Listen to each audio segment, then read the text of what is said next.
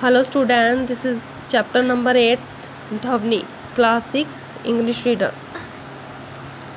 Long ago, there was a beautiful girl born in the village Karnataka. Her parents were poor, another mouth to feed was not welcome to them.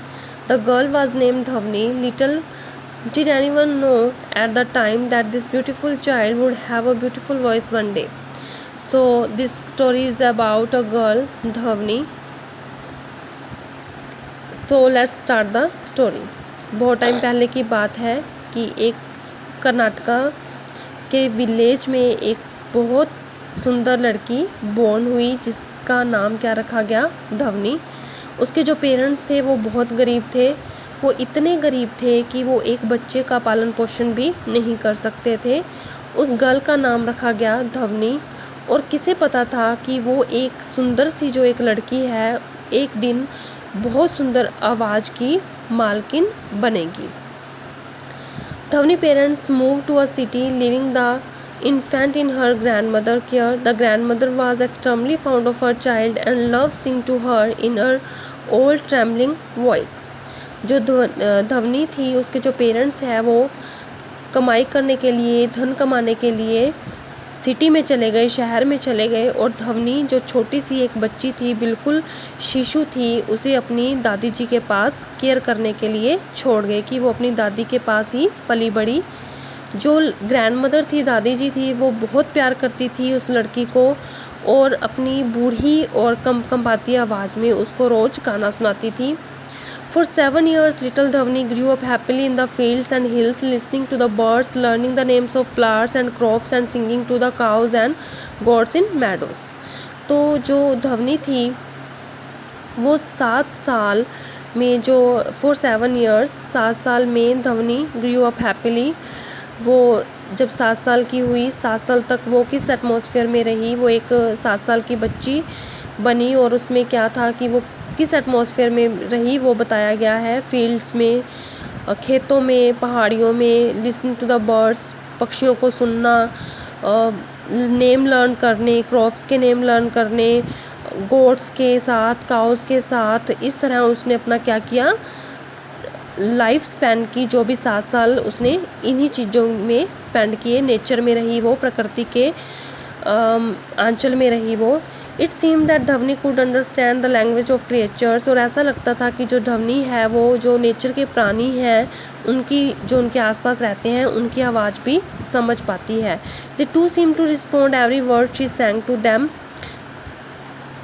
तो क्योंकि जो birds थे, पशु पक्षी थे, animals थे, वो धवनी जो भी कुछ गाती थी उसका रिस्पॉन्स करते थे, उसको लेकर वो प्रतिक्रिया करते थे। तभी ऐसा लगता है कि जैसे वो उस प्राणियों की भी भाषा जानती हो।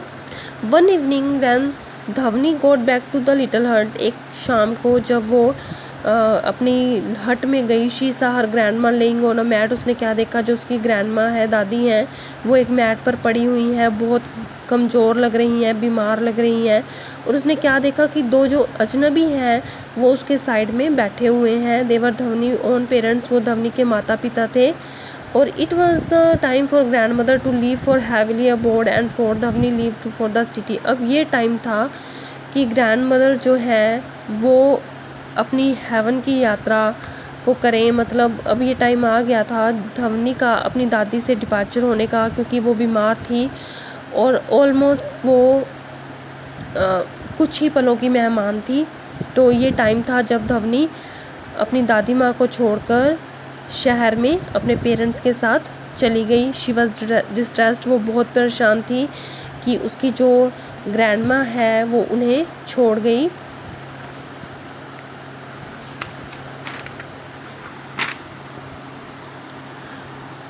Forever she had herself was leaving her friends, the animals, birds, fields and hills. वो हमेशा कहाँ रहती थी, वो इस तरह सराउंड में रहती थी, वो नेचर के पास रहती थी। उसके फ्रेंड्स कौन कौन थे, एनिमल्स थे, बर्ड्स थे और फील्ड्स थी, पहाड़ियाँ थी। और जब वो वहाँ से गई तो उसे अपने सारे फ्रेंड्स को भी छोड़ना पड़ा। In the city, Dhavni experienced the horns of blaring vehicles, the sound of loudspeaker piercing her ears. What kind of music does the city sing? It was so unlike the village where everything around her brought formality। तो ये क्या था कि जब वो city में आई, जो उसने एटमॉस्फेयर देखा सिटी में, तो वो क्या था, एटमॉस्फेयर बिल्कुल चेंज था।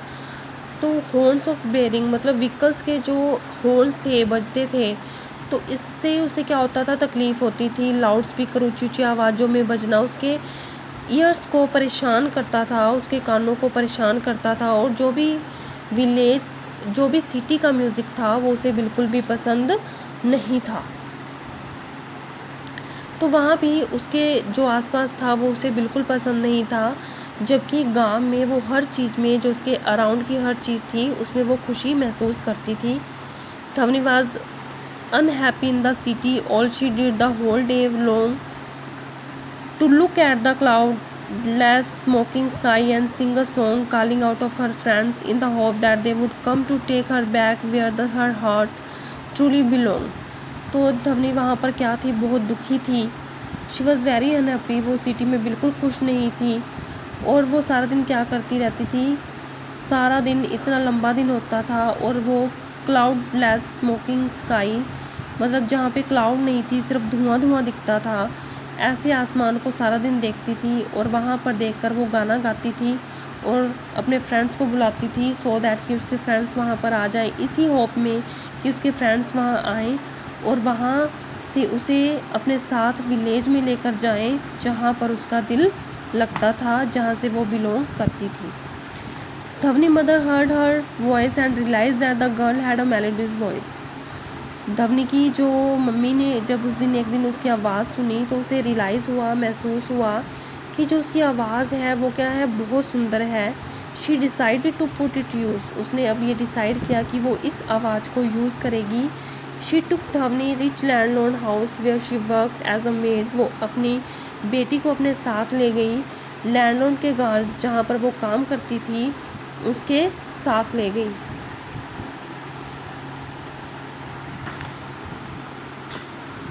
धवनी mother heard once at the landlord house Dhwani was asked to Singh.